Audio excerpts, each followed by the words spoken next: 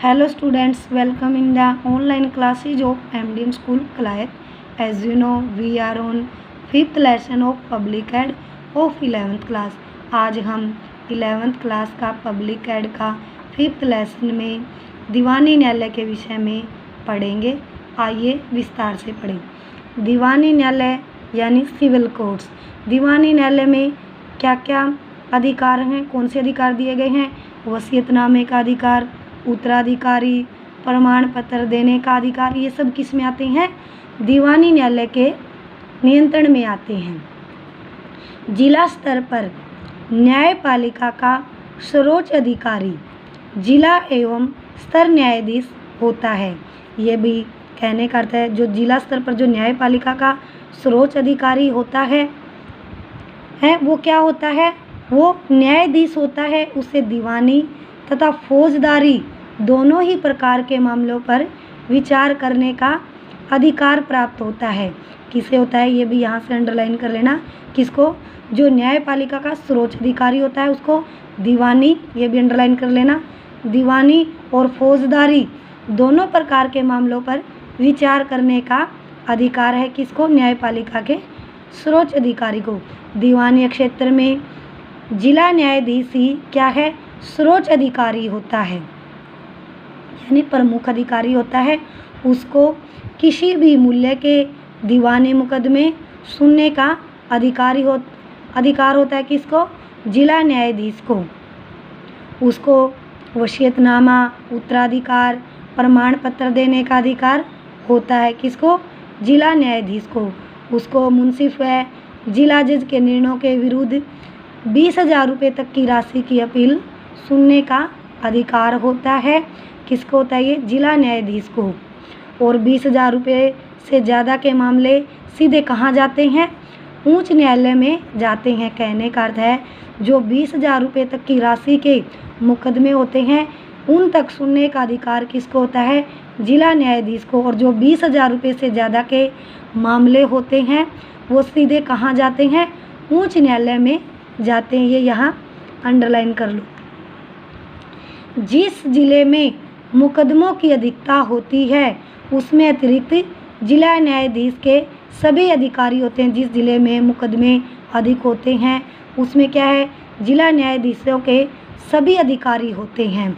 20,000 रुपये तक के मामले कहाँ तक आते हैं? सिविल जज न्यायालय में आते हैं। जो 20,000 रुपये तक के जो मामले हैं कहाँ तक अंडरलाइन कर लो, ये सिविल जज न्यायालय में आते हैं। और जिला न्यायाधीश के आदेश पर ये मुंसिफ न्यायालय के निर्णयों के विरुद्ध भी अपील सुना सकते हैं। ये भी अंडरलाइन कर लो। आगे हम पढ़ेंगे फौजदारी न्यायालय। जिले में फौजदारी की सबसे ऊंची अदालत को क्या कहते हैं? सेशन कोर्ट कहलाती है। ये अंडरलाइन कर लो। जिले में फौजदारी की सबसे ऊंची अदालत को क्या कहते हैं? सेशन कोर्ट कहते हैं। जो जिला सेशन जज के अधीन है, यानी जो जिला है वो किसके अधीन है? सेशन जज के अधीन है। उसकी सहायता के लिए भी अंडरलाइन कर लो। उसकी सहायता के लिए सहायक सेशन जज होते हैं। उन्हें किसी अपराध पर विचार करने व विधि के अनुसार दंड देने का अधिकार है। ये यहाँ तक अंडरलाइन कर लो। किसको? सेशन जज को भी किसी भी अपराध पर विचार करना और उस पर विचार करके विधि के अनुसार दंड देने का अधिकार है। लेकिन मृत्युदंड के निर्णय का उच्च न्यायालय से अनुमोदित होना आवश्यक है। जब किसी को मृत्युदंड का निर्णय का लेने का अधिकार लेते हैं तो किससे लेते हैं? ये किससे अनुमति लेते हैं? उच्च न्यायालय से।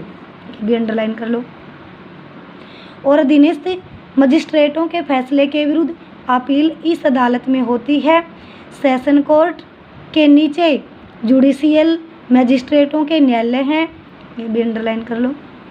और प्रथम श्रेणी के जुडिशियल मजिस्ट्रेटों के 3 वर्ष की सज़ा और 5,000 रुपये के जुर्माना करने का अधिकार है। ये प्रथम श्रेणी के जो जुडिशियल मजिस्ट्रेटों के जो 3 वर्ष की सज़ा और 5,000 रुपये जुर्माना करने का अधिकार है, ये भी अंडरलाइन कर लो।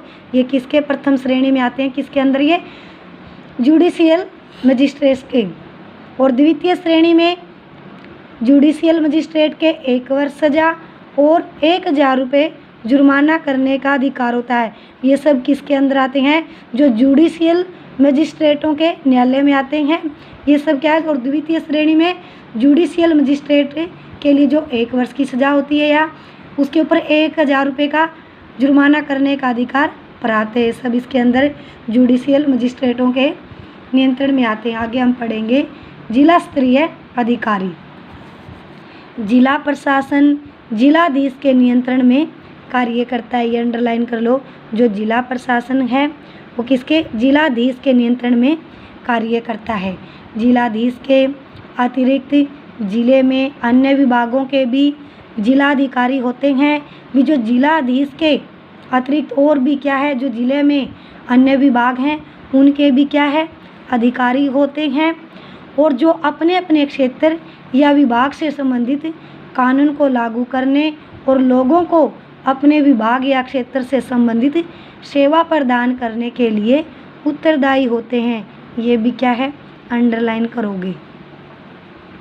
कहने का अर्थ है जो अपने अपने जो अधिकारी हैं अपने अपने क्षेत्र और विभाग से संबंधित कानून को लागू करने और अपने और विभाग और क्षेत्र से जो भी संबंधित सेवाएं प्रदान करने के लिए उत्तरदायी होते हैं।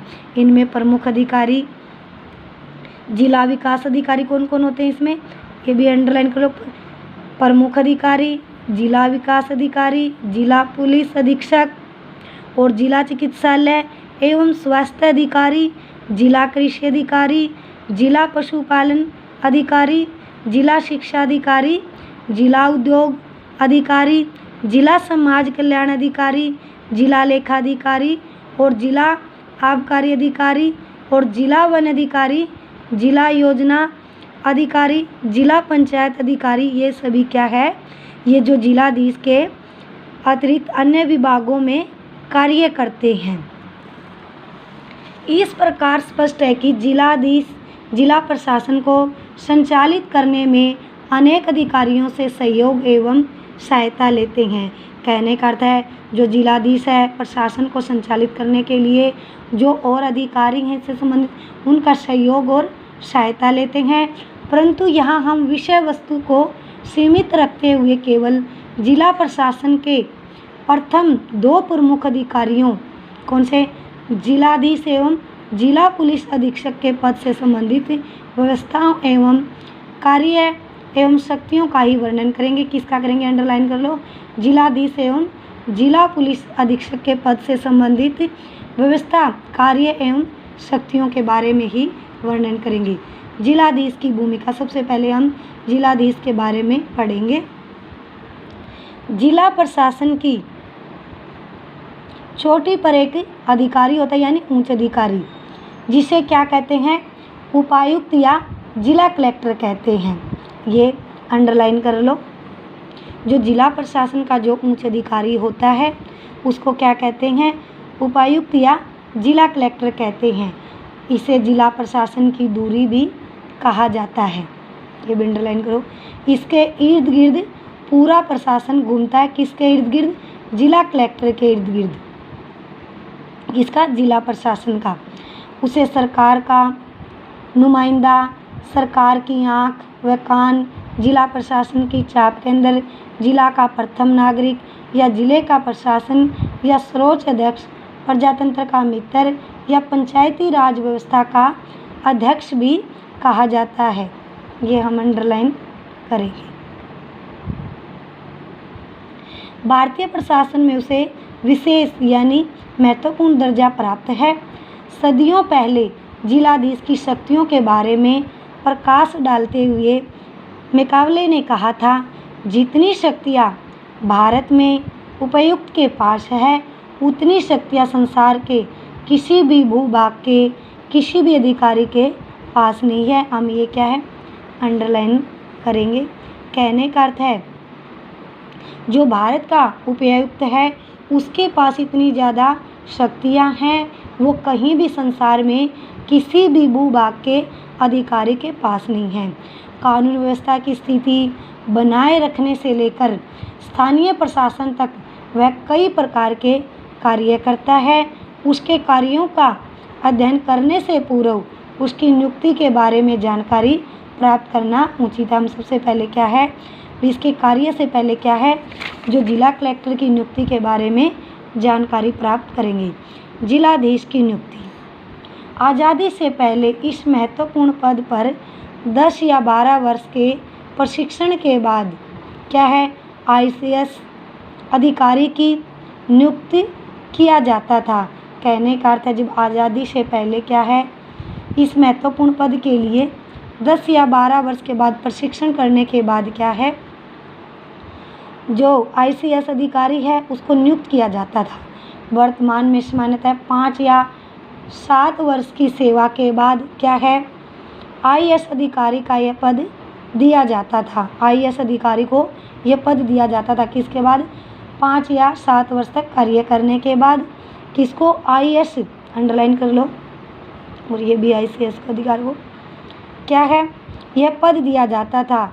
वह या तो UPSC के द्वारा ली गई प्रत्यक्ष भर्ती के द्वारा इस सेवा में आता था, और या राज्य सिविल सेवा हरियाणा HCS में पदोन्नत किया जाता था। जिलाधीश की ऐसे नियुक्ति होती थी। आज हम यहीं तक पढ़ेंगे। जो मैंने आपको ये टॉपिक पढ़ाए हैं, इन टॉपिक को आप अच्छे से लर्न करोगे। Thank you students, have a nice day. घर पर रहें, सुरक्षित रहें।